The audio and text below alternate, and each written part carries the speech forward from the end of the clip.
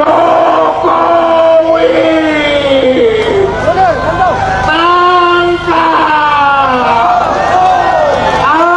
adili, penjarakan. Kemarin gagah bener ngomong, pokoknya Juli pindah berkantor di IKN. Mulai Juli berkantor di IKN. 17 Agustus upacara di IKN. Harus begini, harus begitu. Wah, kita harus optimis, bla bla bla. Sekarang melempem. Sekarang ngomong air ada enggak, listrik ada enggak. Ya Anda ngomong air ada, listrik ada enggak, itu ya dari awal Anda pikirin Juli ada enggak gitu loh. Jangan belum apa-apa udah ngomong Juli pindah berkantor. Proyek mangkrak aja pun dibangga-banggain. Mister, ya. Gimana komentar netizen? Pak Lurah, ini kan sudah bulan Juli. Apakah Pak Lurah jadi pindah ngantor ke IKN? Begini, air, listrik, dan tempat sudah siap apa belum? Kita perlu pastikan siap apa belum itu air, listrik, dan tempat. Maka kepindahan tergantung air, listrik, dan tempat sudah siap apa belum. Siap apa belum itu kunci kepindahan terkait air, listrik, dan tempat. Lah kan yang membangun IKN Pak Lurah kok malah tanya siap apa belum. Bukankah satu-satunya orang yang bisa memastikan kesiapan adalah Pak Lurah sendiri? Saya sebagai pemimpin menggagas, anak buah yang mengerjakan. Menjadi tugas anak buah saya untuk mengerjakan sebab posisi saya sebagai penggagas. Sebagai penggagas tugas saya hanyalah memerintahkan anak buah saya yang mengerjakan. Anak buah saya yang mengerjakan akan melapor kepada saya sebagai penggagas. Lah Pak Lurah sudah nerima laporan dari anak buah apa belum? Sudah tapi belum. Jelas ya? Sudah tapi belum. Belum tapi sudah tapi belum. Gak usah tanya pret, luah muak bikin pusing. Sudah tapi belum. Belum tapi sudah. Dasar tukang ngegas mencela-mencele. Hancur jum. Assalamualaikum warahmatullahi wabarakatuh. Salam Om Swastiastu, Namo Buddhaya. Salam kebajikan dan salam sejahtera untuk kita semua. Bapak Presiden Joko Widodo akhirnya harus gagal untuk berkantor di IKN pada bulan Juli 2024 ini. Saudaraku sebangsa dan setanah air, lagi ramai diperbincangkan di media sosial terkait dengan gagalnya rencana dari Bapak Presiden Insinyur Haji Joko Widodo untuk berkantor di IKN di bulan Juli ini. Memang diketahui bahwa ada banyak persiapan yang belum dilakukan untuk berkantor di IKN itu. Tetapi komentar dari netizen tampaknya sangat pedas. Dinilai bahwa Bapak Presiden Joko Widodo mencela-mencele, tidak mampu untuk membuktikan omongannya, tidak mampu untuk menepati janjinya. Rencana awal bahwa bulan Juli sudah berkantor di IKN, bahkan 17 Agustus akan dirayakan di IKN. Tapi tampaknya janji itu hanyalah janji, karena persiapan yang ada di IKN belum apa-apa. Atas dasar ini, netizen menilai bahwa omongan dari Bapak Presiden Joko Widodo memang tidak bisa dipegang.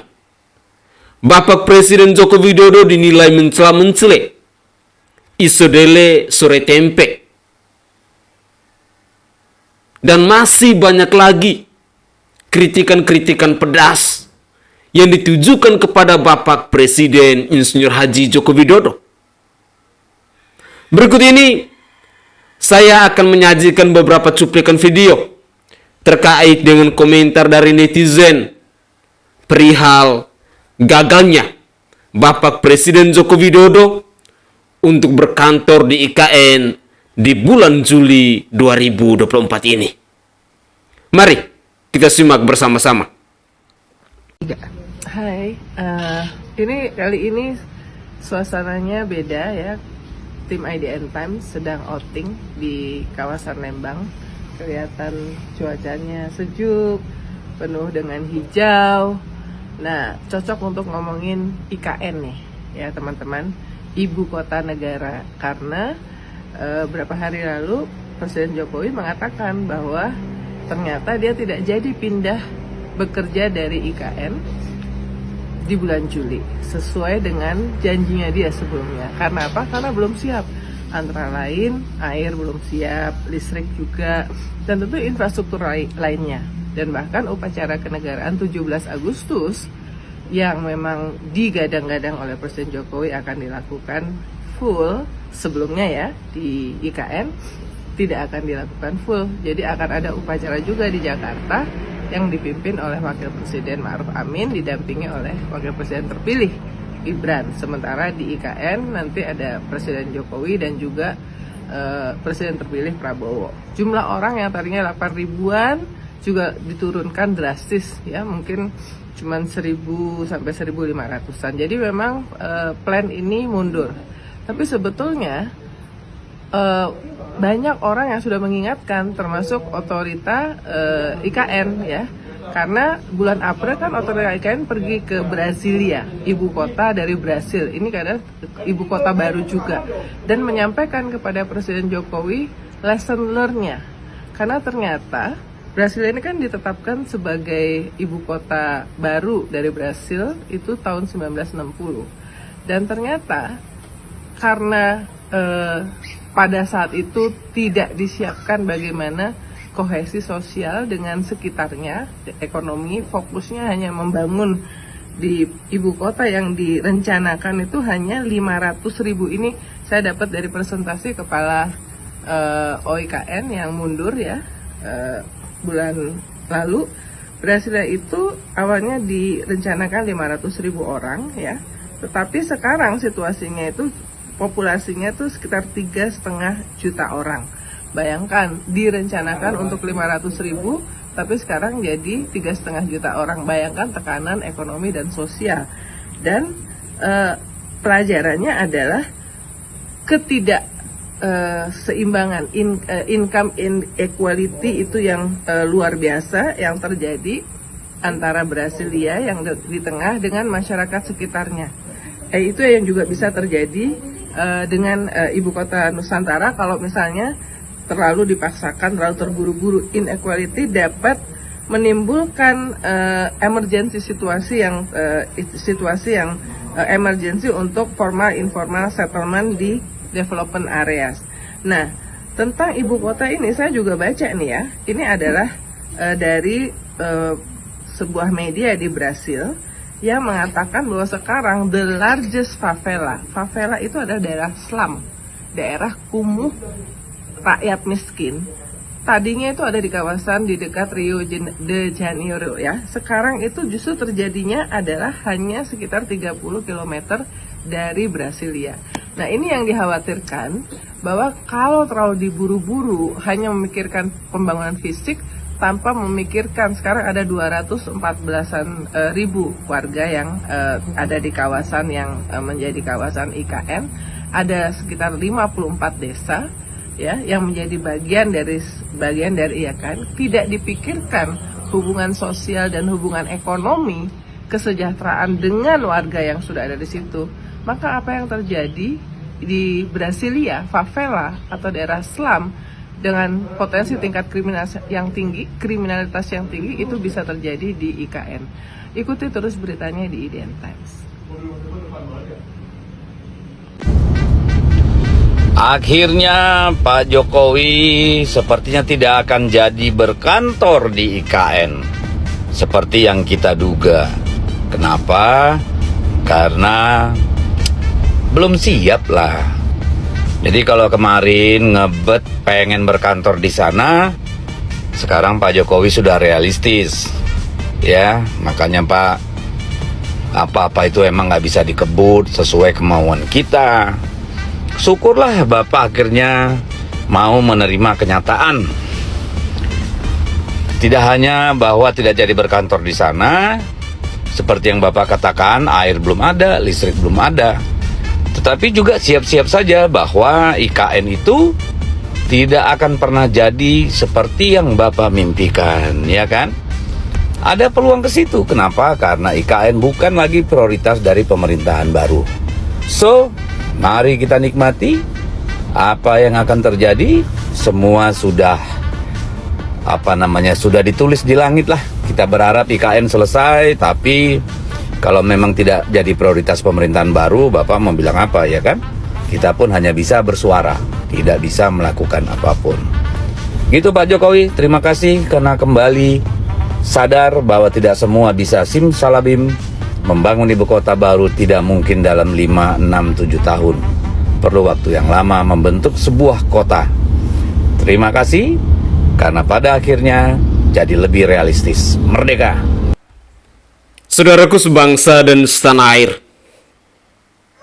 semoga saja cukup rumah hantu Hambalang yang menjadi warisan dari Bapak Susilo Bambang Yudhoyono. Tidak lagi IKN yang merupakan warisan dari Bapak Presiden Joko Widodo. Cukuplah Wisma Atlet Hambalang itu yang menjadi sejarah pewaris untuk 7 keturunan kelak, yang bisa kita ceritakan kepada anak cucu kita bahwa ada seorang presiden di bangsa ini yang mewariskan rumah hantu kepada bangsanya sendiri, yakni Bapak Susilo Bambang Yudhoyono. Jangan lagi ada Bapak Susilo Bambang Yudhoyono yang lain. Harapan saya IKN tetap dibangun, tetap diperjuangkan, karena sangat prihatin bila pada akhirnya ibu kota negara yang sudah menghabiskan triliunan rupiah,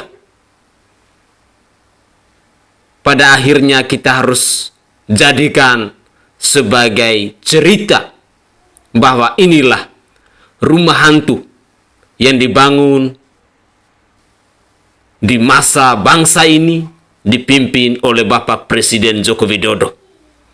Harapan saya jangan seperti itu. Walaupun pada saat ini kita menyaksikan bahwa banyak sekali orang-orang yang pesimis bahwa proyek IKN itu pada akhirnya akan gagal, akan menjadi rumah hantu, akan menjadi warisan bangunan mangkrak yang didirikan oleh Bapak Presiden Joko Widodo. Ya, mereka-mereka yang punya pemikiran seperti itu adalah mereka-mereka yang tidak menginginkan bahwa Indonesia ini bisa maju, Indonesia ini bisa sejahtera. Tetapi apapun itu, yang namanya proyek mercusuar, yang namanya proyek yang menghabiskan triliunan rupiah, pasti ada yang suka, ada yang tidak suka. Ada yang sentimen, ada yang mencoba-coba untuk membesarkan persoalan ini. Bahkan ada yang terang-terangan sudah mulai menghujat bahwa Bapak Presiden Joko Widodo adalah sosok presiden yang mencela-mencela karena tidak menepati janjinya. Dulu dengan gagahnya berjanji bahwa bulan Juli 2024 Presiden akan berkantor di IKN Penajem Kalimantan Timur. Tetapi nyatanya sekarang listrik saja belum ada, air saja belum ada, dan masih ada banyak fasilitas lain yang belum dipersiapkan. Apa iya Bapak Presiden mau berkantor tanpa adanya fasilitas-fasilitas yang memadai? Tetapi apapun itu, saya berharap bahwa di masa pemerintahan yang baru, yakni Bapak Prabowo Subianto dan Gibran Rakabuming Raka nanti, setidaknya bisa menaruh rasa perhatian untuk melanjutkan pembangunan IKN ini. Karena jikalau tidak, maka saya sangat yakin dan percaya nama dari Bapak Presiden Joko Widodo pasti akan menjadi bahan cerita di masyarakat Indonesia. Dan harapan saya, IKN itu tidak mangkrak. IKN itu akan tetap dikerjakan hingga pada akhirnya dipastikan bahwa ibu kota negara Kesatuan Republik Indonesia ini pindah di Penajem, Kalimantan Timur. Tetapi jikalau hal ini tidak bisa direalisasi, tidak bisa dibuktikan, maka saya sangat yakin dan percaya 10 tahun Presiden Joko Widodo menanam jasa baiknya tentu akan dibanjiri kecaman, akan dibanjiri hujatan, dan juga kritikan-kritikan pedas, baik itu kepada Bapak Presiden Joko Widodo maupun kepada keluarganya, entah itu kepada Gibran Rakabuming Raka, kepada Kaisang Pangarep, maupun kepada anak cucunya. Netizen Indonesia memang sangat kejam untuk mengkritik, untuk menghujat hal-hal yang tidak beres. Ini saja nama Presiden Joko Widodo sudah mulai diperbincangkan di detik-detik menjelang masa purna tugasnya. Tampaknya nama Presiden Joko Widodo tidak seharum seperti dulu lagi. Semakin kesini, nama Bapak Jokowi kian semakin membusuk. Mari kita dengarkan lagi komentar dari netizen yang lain. Lah, bentar Pak, bentar ya. Ini saya nggak salah baca, nggak salah lihat ini. Kok pemimpinnya yang salah? Kan pemimpinnya yang kita tahu kan? Gimana ya, Pak? Ini bener pemimpinnya yang salah. Duh, guys, tolong gue, ini maksudnya siapa ini yang salah? Pemimpinnya siapa? Duh, Pak Luhut. Bangunan di Indonesia. Dan untuk menanggapi Prof Mahfud, Prof mungkin nanti setelah pulang dari debat bisa di Google, sudah banyak yang masuk. Beberapa bulan yang lalu 30 investor, dari Jepang kurang lebih 40 investor, dan dari Singapura 120 investor sudah ke sini. Investasi yang masuk di IKN sekarang pada tahap pertama itu adalah investasi PMDN semuanya. Belum ada PMA yang melakukan groundbreaking. Kemarin saya baru pulang dari sana, seminggu lalu. Hotel udah hampir jadi. Rumah sakit sudah hampir jadi. Beberapa gedung-gedung untuk sarana dan prasarana mendasar juga sudah hampir jadi, dan itu adalah investasi semuanya dari dalam negeri, di luar dari APBN. Lah kenapa Mas kok sampean mengundurkan diri sebagai wali kota Solo? Kalau mau mengundurkan diri seharusnya kemarin ketika pencalonan dirimu sebagai cawapres. Lah orang tinggal 3 bulan lagi kok.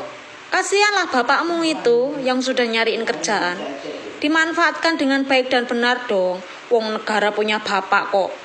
Dicariin kerjaan gak dimanfaatkan dengan baik dan benar. Loh, sampean itu kan gengsi yang pengetahuannya itu udah sekelas internasional gitu. Gengsi yang sampean ini yang dibangga-banggakan gitu kan sama penyembah-penyembahmu.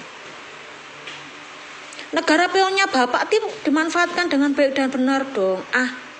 Kok mau mengundurkan diri? Tinggal 3 bulan lagi Nanti kalau jadi pelantikan kan lumayan gitu. Jadi wali kota, terus jadi cawapres itu kan lumayan gitu.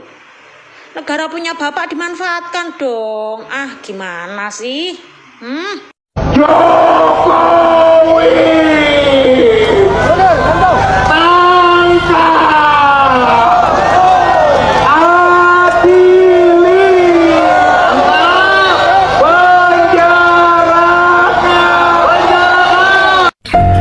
Rijal Padilla, tua Bangka, harus dipenjarakan karena saya pikir dia itu tidak berguna. Dia selalu menebar kebencian. Makanya Rijal Padilla dan kawan-kawannya harusnya ditangkap, diadili. Dia sudah berbuat apa untuk Indonesia? Oh iya, dia berbuat kebencian. Di dalam hatinya penuh kedengkian.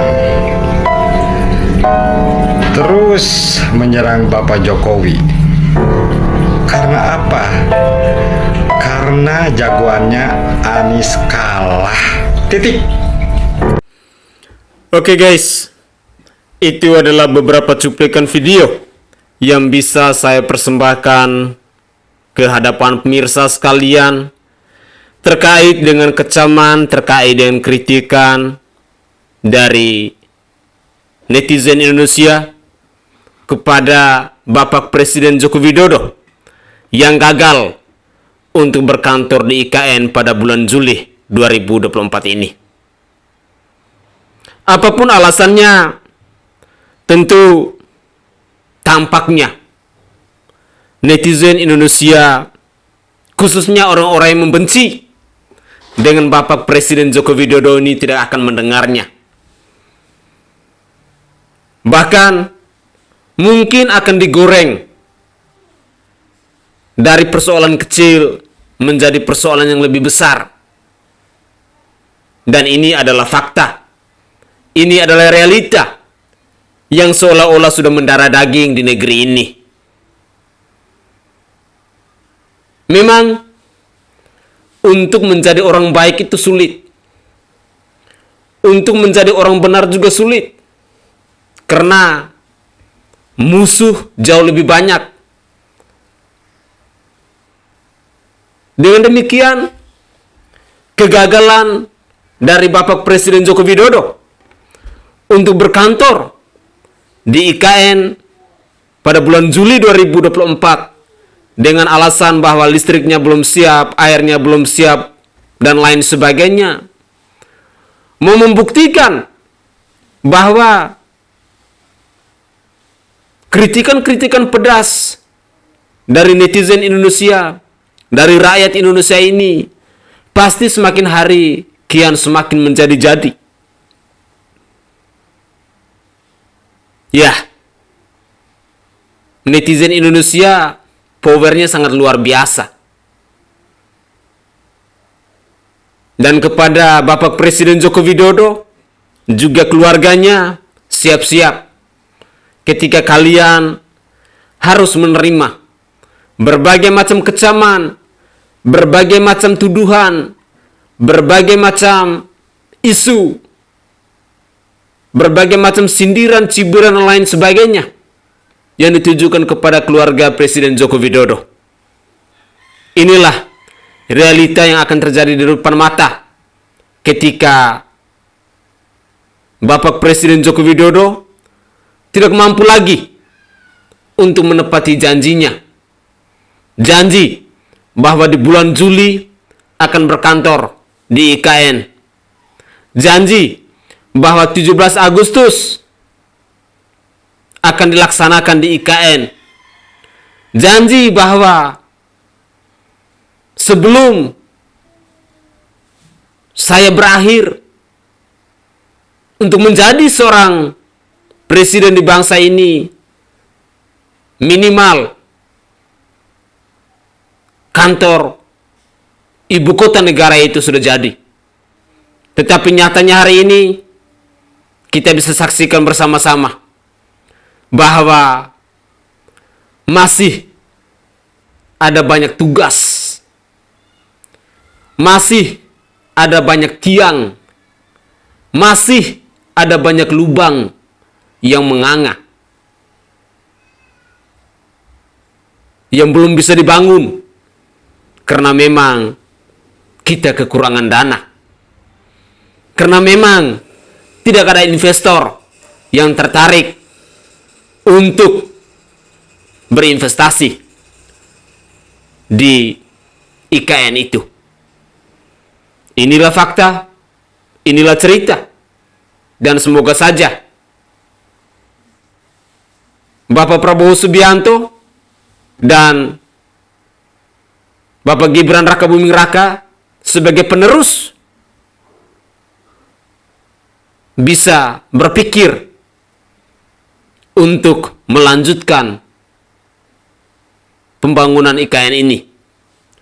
Tetapi jikalau tidak, maka selesailah sudah.